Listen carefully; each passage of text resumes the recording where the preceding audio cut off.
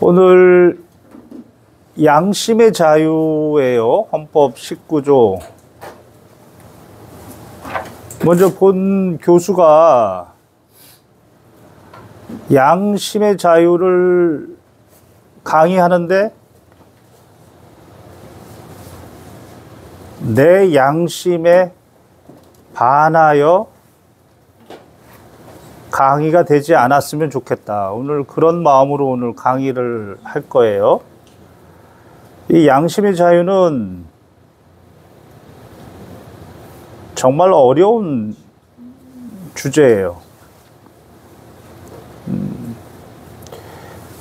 본 교수가 변호사 하면서 야전에서 자주 갈등이 일어나는 상황들, 그 중에서 질책하는 과정에서 부하의 양심의 자유를 침해하는 줄 모르고선 질책하는 상급자, 그리고 어려움을 도와준다, 사건을 도와준다고 하면서 조언을 하는데 그 조언이 그 부하의 양심의 자유를 침해하는 줄 모르고 조언을 하는 경우 너무 많이 봤어요. 오늘 이제 그 이야기를 구체적으로 꺼낼 건데, 그리고 또 하나는 이 부분은 이해를 할 필요가 있고 앞으로 야전에서 사고 훈련에 반드시 되새김질을 해봐야 되는데, 본 교수는 군번줄이 2개라고 그랬어요. 한 번은 현역으로 판정이 났다가 병사, 뭐 이런저런 이유로, 그때는 뭐 신의 아들이라고 그랬나? 방위를 한 번 갔다 왔고, 그리고 또 뭐 시험 붙어가지고 군법무관, 군번줄이 2개라고 그랬어요. 우리 사회에서 정치인들 중에서 군대 갔다 오지 않아 놓고 대한민국을 위해서 일한다고 하는 사람, 개인적으로 화가 나요. 하물며 대한민국의 젊은 청년이고 국방에 의무가 있는데 나는 총을 들지 않겠다, 집총을 거부한다, 개인적으로는 이해할 수는 없어요. 그러나 헌법적으로는, 지금 대한민국 현행 헌법적으로는 3번의 판단이 있었고 2번은 집총 거부하면 형사처벌한다가 합헌이다. 그리고 3번째에는 위헌이다. 자, 이렇게 결정이 났는데 그 과정에 대해서 자세하게 한번 같이 생각을 해보고, 그 사고의 과정이 바로 야전에서 간부로서 필요한 사고 훈련이 되겠다, 이런 생각으로 오늘 강의를 할 거예요. 먼저 양심의 자유에서 양심이에요. 양심이요? 좋을 양자에다 마음심, 좋은 마음이 자유야? 좀 이상하죠? 우리의 언어 생활하고 맞지가 않는 거예요. 좋은 마음, 그러면 우리는 흔히 양심 그러면 선악 판단에 있어서 선을 선택하고 악을 물리치는 그런 의지, 그런 마음, 뭐 그 정도를 우리는 양심이라고 생각을 해요. 그런데 여기서의 양심은 생각이에요. 사고예요. 생각의 자유를 얘기하는 거예요. 이 양심의 자유라는 이 단어가 우리가 우리의 생활 속에서 도출해낸 게 아니고 일본에서 1번 헌법 19조에도 양심의 자유가 있어요. 대한민국 헌법 19조에도 양심의 자유가 있고요. 다만 일본 헌법은 앞에 사상과 양심의 자유라고 해서 그 양심의 자유가 사상과 연결된다, 생각과 연결된다, 이런 어떤 단초를 그 자체가 제시하고 있지만 우리는 밑도 끝도 없이 그냥 양심의 자유예요. 그래서 많은 혼란을 일으키는데 이 헌법이 말하는 양심은 어떤 일의 옳고 그름을 판단함에 있어서 누가 내가 어떤 일의 옳고 그름을 판단함에 있어서 그러한 행동을 하지 아니하면 나의 인격적 가치, 인격적 존재 가치가 말살되고 말 거라는 진지한 마음의 소리. 뭐 어떻게 들려요? 사법고시 붙으려면 지금은 변호사 시험인가요? 뭐 그거 붙으려면 외워야 되는 거예요. 근데 이 나이 되니까 웃겨요. 이 나이 되니까 웃겨. 그거 베낀 거야. 어디서 외국 유학하고 베낀 사람이 갔다가 양심의 자유를 자기가 소화를 못하니까 그딴 식으로 표현하는 거죠. 즉 간단하게 얘기하면 어떤 게 옳다 그르다에 대해서 내가 내 스스로 생각하는 자유예요. 그런데 그거에 대해서 나 외부 사람이 야, 그건 이성적인 거? 이성적인 거야? 합리적인 거야? 뭐 도덕적인 거야? 법에 적법한 거야? 등. 이거는 종교에 맞는 거야? 가치관에 맞는 거야? 세계관에 맞는 거야? 등으로 나에게 이야기해서 내가 지식이 짧았다. 뭐 종교적 믿음이 얕았다. 등등으로 굴욕감을 느끼게 하지 않을 자유. 이게 양심의 자유. 엄청난 자유예요. 엄청난 자유. 이게 지금 대한민국 헌법에 있어. 자, 이게 어떤 의미인지 조금 이따가 설명하도록 하고, 그래서 지금 본 교수도 이 양심의 자유를 나의 양심에 반하지 않게 강의하는 게 오늘의 숙제인데, 일단 이 양심의 자유가 등장한 배경을 좀 이해할 필요가 있어요. 그래야 이 엄청난 이거를 이해해야 군인권의 바로미터, 군인권의 척도, 군인권을 생각하는 바른 방향을 이해할 수 있다는 거예요. 이 양심의 자유를 이해해야. 근데 이게 어떻게 등장했냐? 독일에서 등장했어. 본 교수가 한번 설명을 했는데 1차 세계대전, 2차 세계대전. 1차 세계대전 이후에 그렇게 못 살았거든. 엄청난 배상금으로. 근데 갑자기 어디 오스트리아 출신 무슨 히틀러가 나타나가지고 아리아족이 우수하다 그러면서. 근데 그때까지는 옆에 이웃이었거든. 유대인들이 잘 살았다고. 그런데 어느 날 갑자기 유대인들을 싹 말살한다고 홀로코스트 이러면서 대학살을 하면서 엊그제까지 내 이웃이었는데 엊그제까지 피아노 잘 치던 엊그제까지 교수님이었고 이런 사람을 거의 학살의 수준으로 가스실에다가 그 명령을 받고 어떤 사람은 아무 생각 없이 그 명령을 수행한 사람도 있겠지만 어떤 사람은 정말 하기 싫다. 나는 이런 명령을 이행하고 싶지 않다.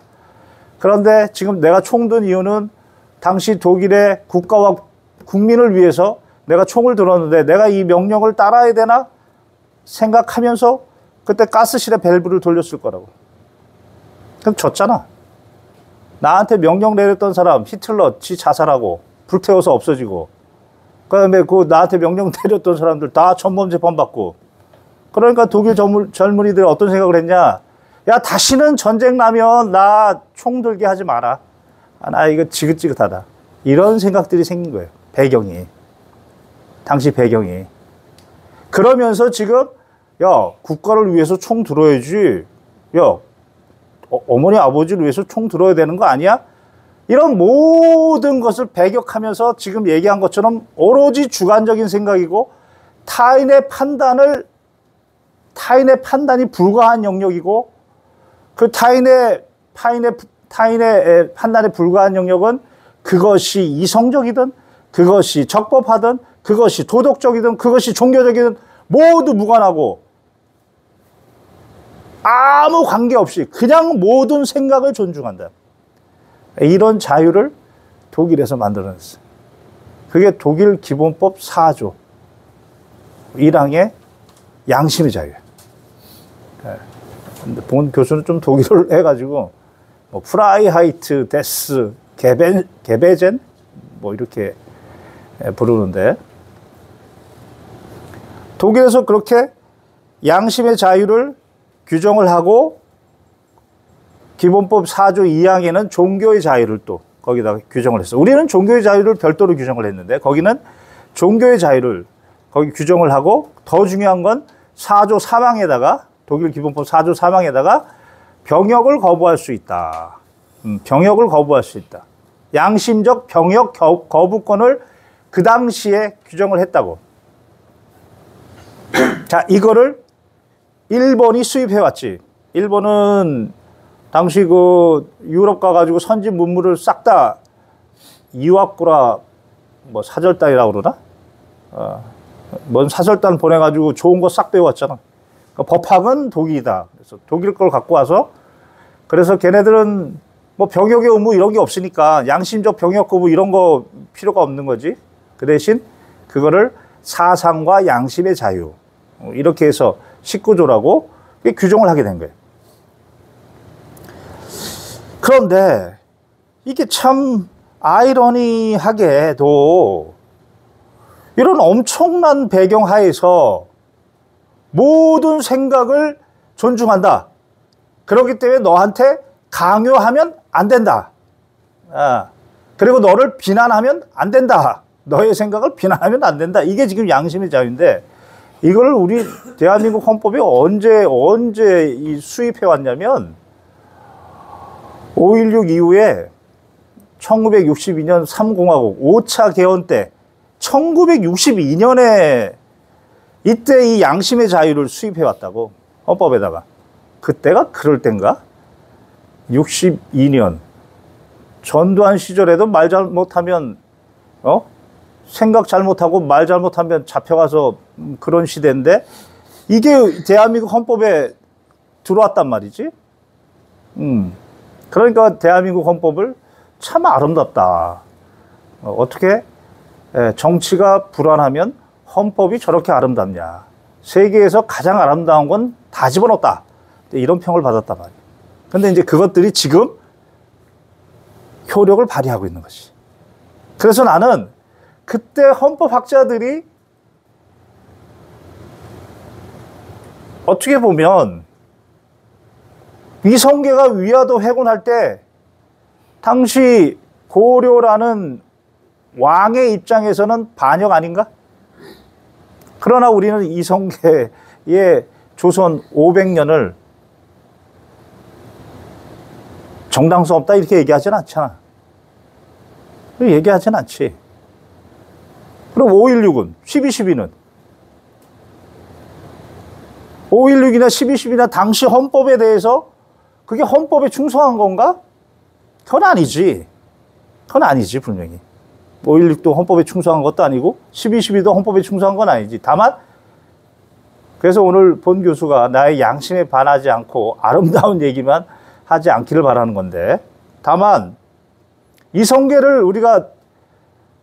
조선을 우리가 정당성 없다고 얘기하지 않듯이 박정희 대통령의 3공화국하고 전두환 대통령의 5공화국하고 분명히 헌법을 넘어서긴 했는데 조금 차이가 있잖아요. 이게 바라보는 시각이. 지금 서울에 보면 지금 전두환의 헌법 위반을 엄청나게 지금 비판하는 영화고, 그러나 우리 국민들 중에서는 박정희 대통령의 5.16에 대해서는, 그 부분에 대해서는 이성계의 위화도 회군같이 그렇게 생각하는 분들도 많단 말이야. 지금 무슨 얘기를 하고 싶어서 이 얘기를 했냐면, 이 헌법의 충성이라는 것이 절대적이냐? 그렇진 않잖아. 지금 내가 얘기한 것처럼. 그렇진 않잖아. 이성계가 그러면 당시 왕에 절대적으로 충성했으면 위화도 회군하겠나? 박정희 대통령께서 헌법에 절대적으로 충성했으면 5.16 했겠어? 참 어려운 주제인데 적어도 그래서 나는 내 문제를 정치적으로 가져가는 걸 극히 나는 싫어한다고. 난 법조인이야. 법조인이고 법조인이기 때문에 법조인의 판단, 객관적 근거는 헌법이야. 그래서 헌법을 얘기하는 거예요. 그래서 저번에 전 해병대 수사단장 사건도 나는 법적으로 해결하기를 바랬고 그것이 정치적으로 가는 순간 나는 노했어. 노했는데 지금 너무 서설이 길었는데 미국에서도 이런 논란이 있었어. 미국에서도 어떤 논란이 있었냐면 메카시라고 들어봤나? 메카시? 예, 당시 막 이 소련으로 대표되는 공산주의 그리고 뭔가 자유의 나라, 꿈의 드림의 나라 미국의 민주주의, 자유주의 이러면서 엄청난 대립을 일으켰지. 물론 나중에 보니까 그거는 대립을 조장했다. 뭐 이런 학자들의 이야기도 있지만 하여튼 그때 메카시라는 사람이 반공산주의의 하여튼 천병이었다고. 그러면서 이 사람이 어떤 말을 했냐면 적어도 공무원이면 행정부의 공무원이면 나라 일 하는 사람이면 나는 공산주의가 아닙니다 라고 얘기해라. 선서해라. 뭐 이런 선서, 충성 선서를 요구했다고. 그건 뭐냐, 행정부에 대한, 대통령에 대한 충성이지, 사람에 대한 충성, 조직에 대한 충성을 요구하는 거라고. 그때 메카시가 그런 나는 공산주의자가 아니다라는 충성 선서를 요구했다고. 그에 대해서 미국 법원이 어떻게 얘기했냐면 미국 법원은 그 대통령이라는 사람 그리고 그 행정부라는 조직, 국가가 아니고 국가 전체에 대한 충성이 아니고 국가 중에 어느 행정부라는 조직에 충성하는 선언, 이거는 위헌이다. 오로지 헌법에 충성만이 합헌이다. 미국이 이런 결정을 내렸다고. 이게 무슨 의미인가? 내가 어제 상담을 하면서 긴급하게 내가 좀 그 글을 하나 써줬는데 요거는 꼭 야전에 얘기해야 될 것 같아. 헌법의 충성이라 무슨 의미인가? 자, 어느 장교가 이제 그 자리 가면 뭐 진급하는 자리야. 어떤 사람도 그 자리를 가고 싶어하는 자리야. 그런 자리가 있어요. 나중에 이제 부사관이 되면 이제 알겠지만 누구도 부러워하는 자리야. 거기 갔어. 갔는데 그 담당 상급자가 어떤 지시를 내렸어. 보고서 써라. 근데 이게 사업인데 500억짜리 사업이야. 근데 가자마자 보고서 쓰라는데 자기는 그 일을 한 번도 해본 적이 없어. 그런데 그 상급자가 관련된 문서 2개를 주면서 이거를 짜집게 해라. 자, 보고서 작성했어. 정말 뭐 가자마자 뭐 전입 가서 얼마 되지도 않았는데 그 보고서 작성하는 거, 기한 내 보고서 작성하는 거 정말 힘들게 고생했단 말이지. 그랬더니 나중에 감찰 조사 받았어. 상급부대 감찰 조사 받았어. 지금 현재 진행형이야. 이유는 뭐냐? 그 보고서를 왜 네가 속한 조직의 장, 최고 수장한테 왜 보고하지 않았니? 그리고 그 보고서를 왜 군 내부에다가, 구체적으로 얘기할 수는 없겠고, 군 내부에다가 보고하냐? 군에는 보고 안 하고. 이거야. 이거 가지고 지금 지금 보고서 작성한 사람도 지금 책임이래. 이 사람이 이런 말을 하는 거야. 이 부분이 핵심이야. 나는 과장이 지시해서. 그렇잖아. 난 과장이 지시해서 그게 옳다고, 옳은 줄 알고, 그게 적법한 줄 알고 그렇게 했지. 그 다음은 그게 뭐, 그 조직의 최고 그 지휘관한테 보고해야 하는 의무가 있었는지, 또 그게 군 내부에 그게 보고가 됐는지 저는 모릅니다. 자, 이런 얘기를 하고 있다면 이게 바로 헌법의 충성을 전혀 모르는 얘기야. 머릿속에 헌법의 충성이 1도 없는 사람이야. 무슨 얘기냐? 그 사람의 얘기를 분석해보면 나는 내 상급자에게 충성했습니다. 지 사람한테 충성했다는 거야. 내 조직에 충성했습니다. 지금 여기 상급자가 이 조직이 나한테 지금 보고서 쓰라니까 나는 그 열심히 한 거밖에 없습니다. 지금 이 얘기하는 거라고. 그런데 자, 이 논의는 지금 여러분에게 지금, 그리고 이 동영상을 통해서 지금 처음 나가는 논의라고 내가 얘기를 했는데, 모든 군인은 임무가 있어, 권한이 있어. 근데 그거 어디서 왔다고? 헌법 5조, 그리고 헌법 39조의 국방이라는 헌법적 명령으로부터 내려왔다고. 그리고 이 헌법적 명령을 구체화시키는 것이 법률, 시행령, 시행규칙이고, 그리고 훈령, 육군규정, 예규. 이렇게 구체화되어 있단 말이지. 그걸 통해서 임무를 수행할 수 있는 거야. 그러면 이것은 권리가 아니고 권한이기 때문에 이 권한은 반드시 완장 채워주면 딴 생각한단 말이야. 사람은 완장 채워주면 너가 공익의 대변인이야. 공익적으로 한번 해봐라고 완장 채워주면 반드시 딴 생각하고 지 이익을 위해서 일을 한단 말이야. 그래서 이 권한을 준 대신 한계를 설정해 줬다고. 누가 할 수 있지? 주체 한계. 어떤 내용으로까지 할 수 있지? 내용의 한계. 어떤 절차로 해야 되지? 절차의 한계. 어떤 방식으로 해야지? 방식의 한계. 반드시 모든 권한에는 한계가 있다고. 그 한계를 넘어서면 위법이야. 이 인식이 있어야 돼. 이게 뭐야? 이게 바로 헌법의 충성이라고. 이 인식이 있는 게.